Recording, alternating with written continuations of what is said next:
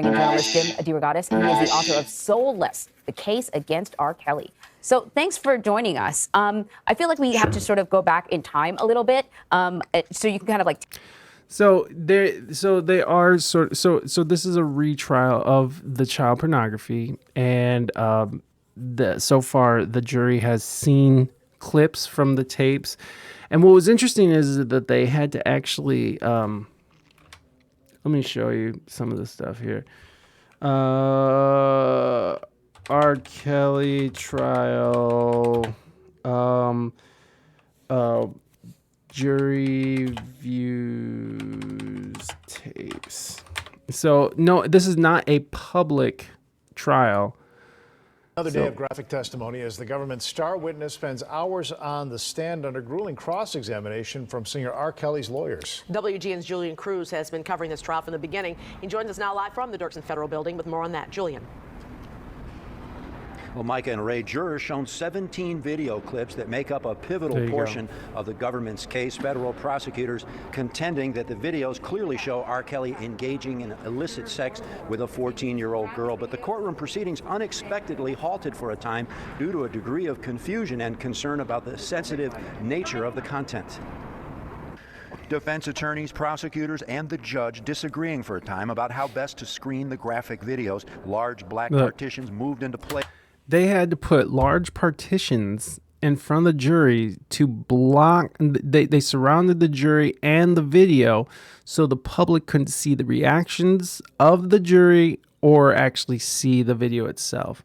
Damn, they want to change the whole story. Now they got to reach out. Yeah, well, that's what's up. I mean, here's the thing. They paid off the victim. They paid off the victim's parents. There were so many people that they had on the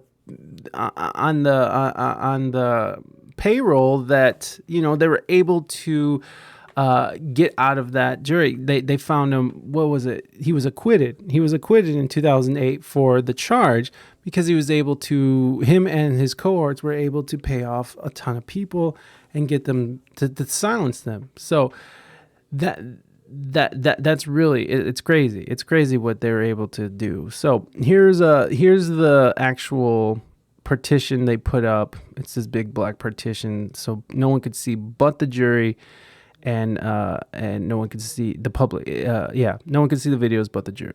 In U.S. District Judge Harry Leinenweber's courtroom, designed to shield the screening of the R. Kelly sex tapes from the public here in the courtroom. The reaction of jurors at the Dirksen Federal Building not visible to reporters due to the partitions, but the government alleging the tapes and key testimony make it clear that Kelly preyed on underage girls. But his lead attorney, Jennifer Bonjean, pushing back during cross-examination, questioning the contradictions.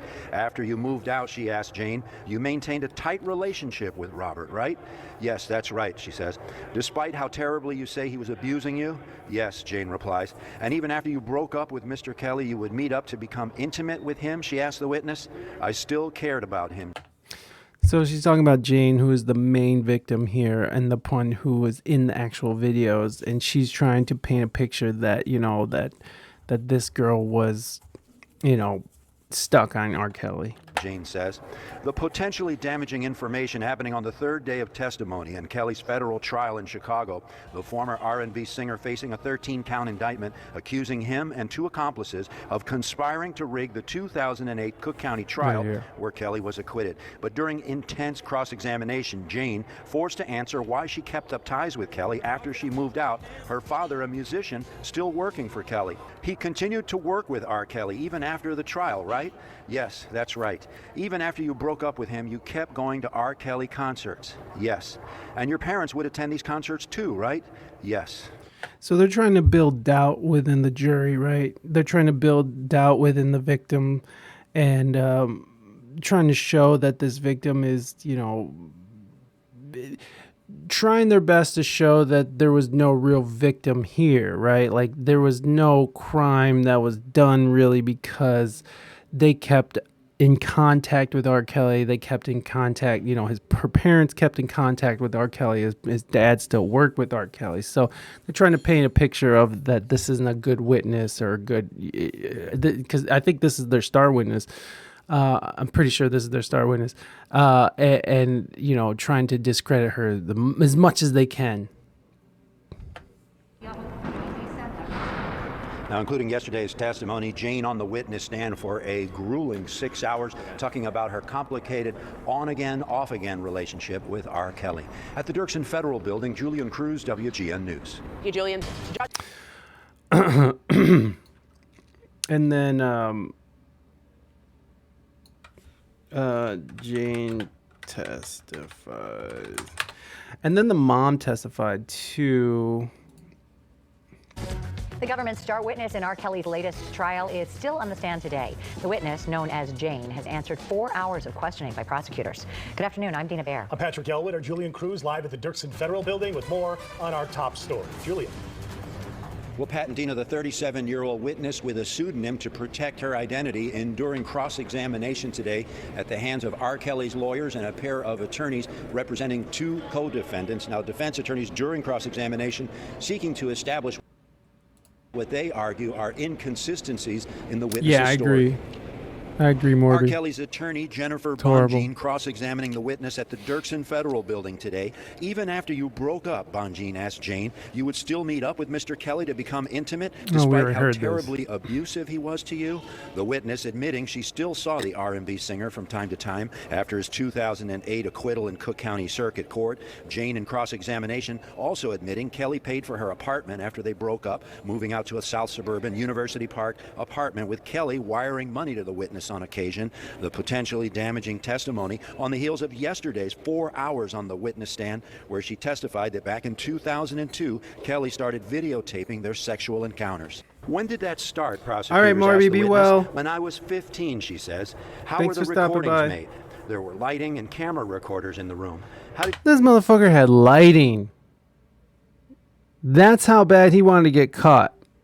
Be well, Morby. Stay safe. I hope your head feels better.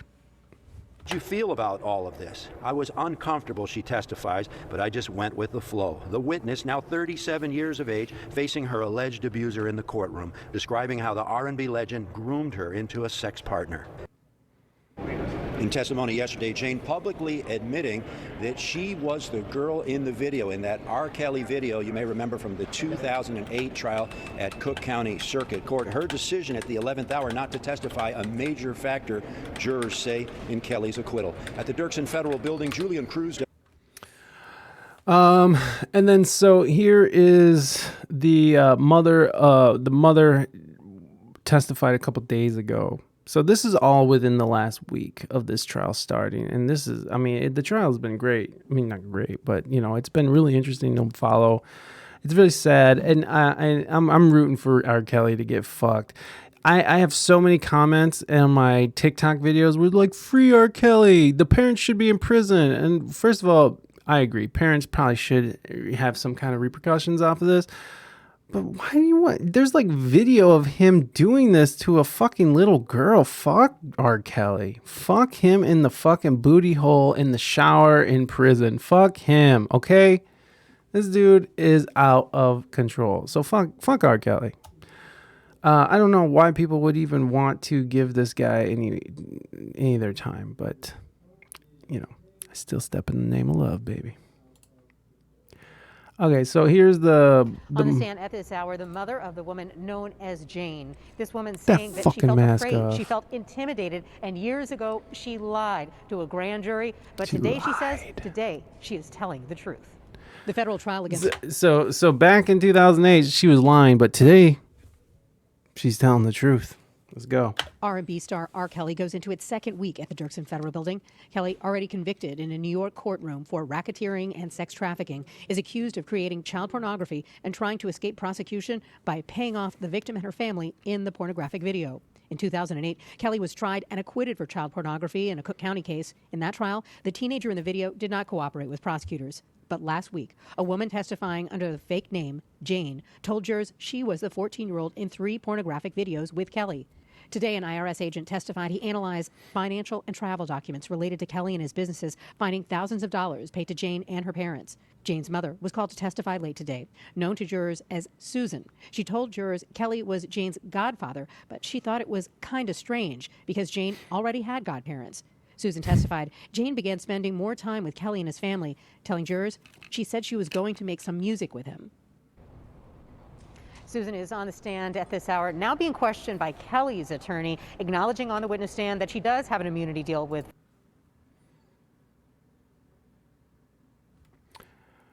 She said some other stuff too.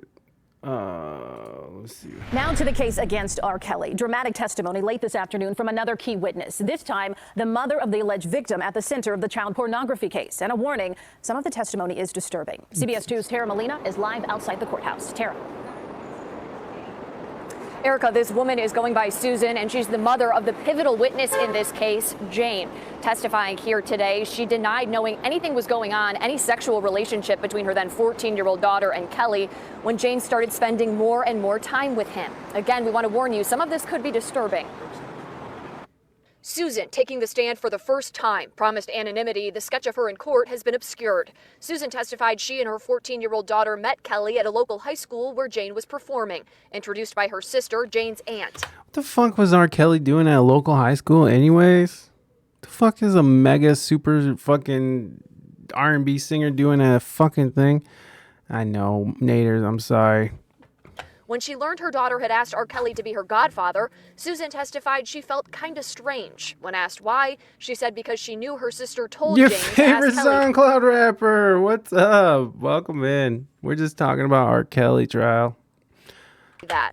Last week, Jane testified it was shortly after she asked Kelly to be her godfather, their relationship became sexual. Susan said her daughter started going to Kelly's house a lot with his wife and kids, mostly on the weekends. When asked what she believed Jane was doing at the house, Susan said movies, shopping, hanging out with the kids. Prosecutors say Jane and her parents were paid and threatened by Kelly and his team so they wouldn't testify at the 2008 trial. Susan spoke to those threats, detailing the meeting arranged in Oak Park, where she says she first learned of her daughter's sexual relationship with the singer about 2 weeks after the Department of Children and Family Services reached them. Susan said at that meeting, Kelly asked her and her husband, "Are you with us or are you not?" and felt that meant they were going to harm us, saying she felt both fearful and frightened. They were sent out of the country by Kelly and his team right after that meeting. When asked about the grand jury she lied to after getting back from that trip, Susan admitted she did not identify her daughter Jane in photos and videos shown to the grand jury, even though she knew it was her, but did identify R. Kelly. See, and that's why the parents should be going to fucking prison too, because these motherfuckers were definitely signing their child away for abuse. That's what they were doing. Fucking rude. How's your day going, bro? It's going great, SoundCloud rapper. Thank you so much for asking. Ain't no way Harry Styles is the king of pop. I agree. SoundCloud rapper. I think we all came to that same conclusion. Oh, good, Naders. I'm glad you're back. I'm glad everything worked out good. Nate, you know what? I agree with you. Thank you for that follow too, SoundCloud rapper. I appreciate that. No, we absolutely agreed. We covered that story. That was the first story of the day. Harry Styles is definitely not the king of pop and never will be. But we also found that Rolling Stone has named Justin Timberlake the king of pop as well. And now everyone's making fun of Justin Timberlake because of his TikToks. So Rolling Stone is a garbage magazine anyways. It used to be cool, but now it sucks. So very true, SoundCloud rapper. Thank you so much for just reaffirming our firm belief that Harry Styles is not the king of pop. Fucking Rolling Stone. In cross-examination, Kelly's lead attorney asked Susan about a number of visits she made alone to Kelly's recording studio after meeting him, directly asking her about an intimate relationship she had with Kelly. Susan denied that intimate relationship and said she was making those visits to talk about business and get advice from Kelly. Reporting live outside the federal courthouse, I'm Tara Molina. These people and their excuses. I need business advice from this guy who's taking advantage of my daughter. There's someone named Sparkle. Sparkle testifies R. Kelly trial. Who the fuck is Sparkle? That's what I want to know. Sparkle denies niece's lie in testimony. See, I don't get who Sparkle is, though.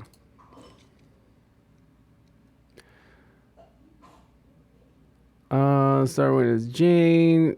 Sparkle claims niece lied.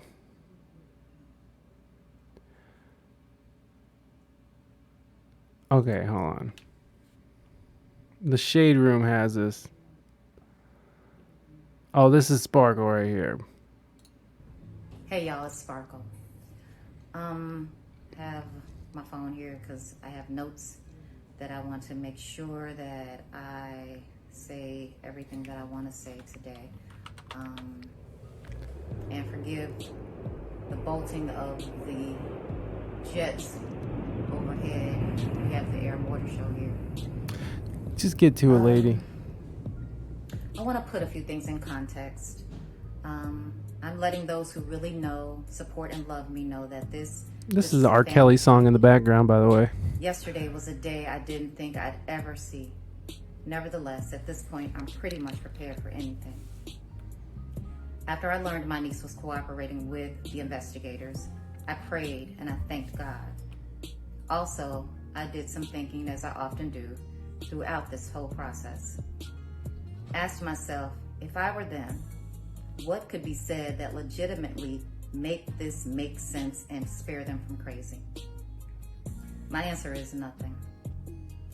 Knowing that there's no right answer to explain their ongoing actions and years of support for Robert once learning about that tape, the clear plan is to try to take me down because I've been so vocal. I knew that there was some anger and resentment because of my stance, which is why I'm like, okay, they're going to handle it their way, and I'm going to handle it my way. And I was thinking, one day, my niece will be older and will have a real heart-to-heart conversation. And there's no expiration on this concept, but I'm very clear that day ain't close. I know us speaking privately and candidly, to her it looks like betrayal of her mother. But now being an adult, I was hoping she was closer to being more independent thinking at this point. Yesterday, my niece absolutely doing the will of her mom. This is another form of the terrible decision making of her mom. And in my opinion, the unfortunate continuing allegiance to Robert. As the youngest of the group, and all I've ever known was family and community.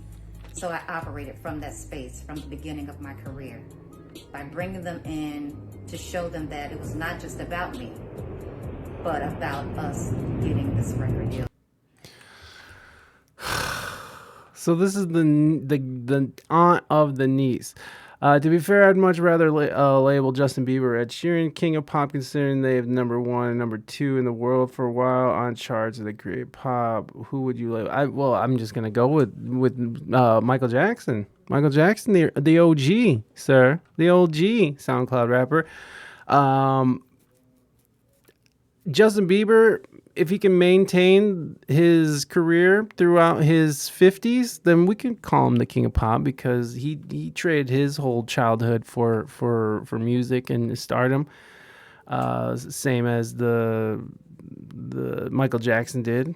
But I don't know. I don't think anyone's earned it other than the true King of Pop, even though he has some questionable marks on his past. But hey, whatever. So Sparkle is so as you can see, she's not making, let's see, Sparkle, IG, R. Kelly. So Sparkle wasn't, he urinated on my vagina. Jesus Christ. Sparkle pimped her niece to R. Kelly. So people don't like Sparkle. People are not into Sparkle. Victim testified Sparkle made her climb in R. Kelly's lap. Whoa. Get ready for this piping hot tea. Get ready for this hot tea. Welcome to another episode of Taps. I mean, just all through the hood. I think everybody saw this video, and a lot of people thought it was somebody older, more than 2 decades, and at his home on the north side, at his north pornography, and rigging his 2008 pornography trial. Music group at the time, and tour, you know what I'm saying? So this is coming from the victim's mouth. What aunt, I have nieces, okay? Told her I to say. Her aunt, Sparkle, okay? advised her to ask R. Kelly to be her godfather, explaining that her aunt told her I should sit on his lap and rub his head and ask him to play that role in my life. That came directly from Sparkle's fake crying ass on the R. Kelly documentary. Remember, she's been on this hobo tour, you know what I'm saying? So this is coming from the victim's mouth. I have nieces, okay? I would never tell my niece to get onto the lap of a grown man and rub his head seductively, okay? Because that's why you're rubbing somebody's head. The head is a very sensitive spot, especially for men who are bald. They love getting head rubs, okay? I know from personal experience. The head is a very sensitive spot, both heads actually, but we're talking about the head on your shoulders, right? So the victim testified against Sparkle, and Sparkle sort of created introduced the two and was kind of pimping the girl out. So Sparkle's kind of a B. Michael's music department has signs saying you have to be this tall to ride Michael. How dare you, Naders? How fucking dare you besmirch the good name of Michael Jackson? Okay, we don't do that here. So there you go. There's a little bit more on Sparkle and who that is. I was a little confused myself on who Sparkle was in this whole case. Oh, I dare. So now we're up to the fixer. Now, if you guys don't know what a fixer is someone who is hired to go make sure the body's cleaned up, to make sure there's nobody out there talking, to make sure they're paying off all the people they need to pay off. So let's say a rich billionaire is doing cocaine with a prostitute all night, and they pass out, and when he wakes up, there's a bloody faced pulp of a person that used to be the prostitute, and now this politician or rich billionaire, whatever you want, needs someone to come in and clean it up and make sure that no one finds out about it. Enter the fixer. The fixer comes in, Mr. President, don't worry. Let's just get you cleaned up. I'll take care of the mess in the foyer, and you go on with your day, and no one will ever know about this. So the fixer for R. Kelly, who was out to pay people off about the videos, and he was their dude. Now he's testifying, and so here's what he's saying.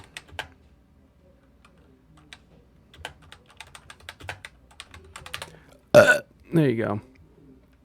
Can you please react to my original song? Love to hear your thoughts on it. It's on Spotify and YouTube. SoundCloud rapper, I'm sure I'll do that, but I'm doing this story, so if you want to hang out for a little bit, we're almost done here. We're about done with this stream, so we'll do that at the end if you want to hang out, but if not, I get it. Your favorite SoundCloud rapper, what's your name? Trolley Bear. Love that. Okay, we'll listen to that, but I'm on a roll right now, and I'm trying to get to the bottom of this shit. God damn it. We feared for our lives, mother testifies. All right, I'm sure you did. R. Kelly trial fixer testifies. Trial fixing charge.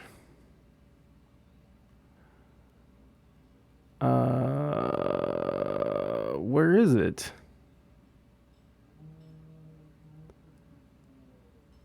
I wish I could find. Oh, is this it? There it is. Another key witness took the stand today in day 7 of the R. Kelly federal trial here in Chicago. We heard from the man who says he was paid by Kelly and his team to recover sex tapes featuring Kelly and an underage girl. CBS 2's Tara Molina is joining us with those details. And Tara, some disturbing information in court today.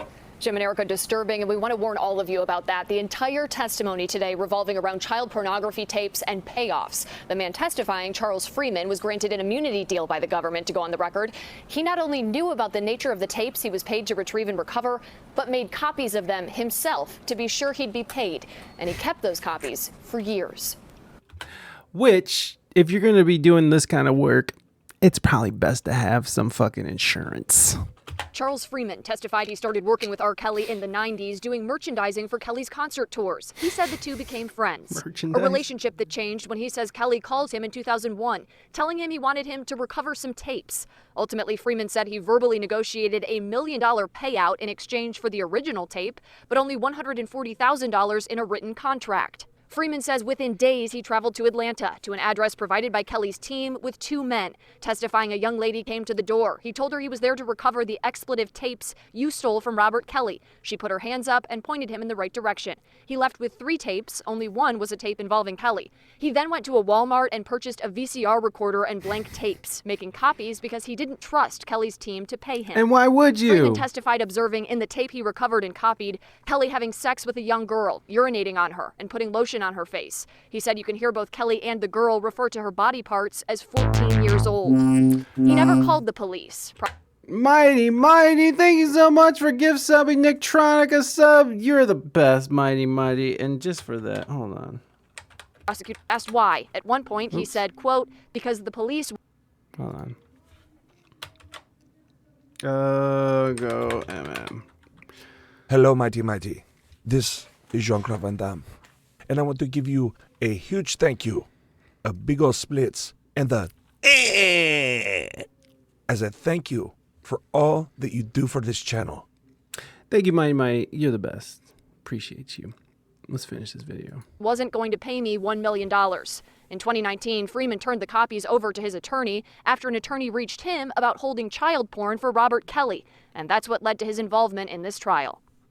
Now, Freeman's demands for all of the money owed continued for years. He was paid in installments all the way up to and after the 2008 trial where Kelly was acquitted. We expect cross-examination to start tomorrow morning. Defense attorneys will question Freeman in the testimony we heard today, and it could get heated. In their opening statements, they called him a con man and an extortionist. Reporting live in the newsroom, I'm Tara Molina, CBS 2 News. Thank you, Tara. There you go. And this is all local to Chicago, local to the actual trial. So these are all Chicago affiliates of ABC and CBS and WGN. So these are all people who are right there, right in the action of it. So I've been following these news organizations, and it's been pretty straightforward. But yeah, so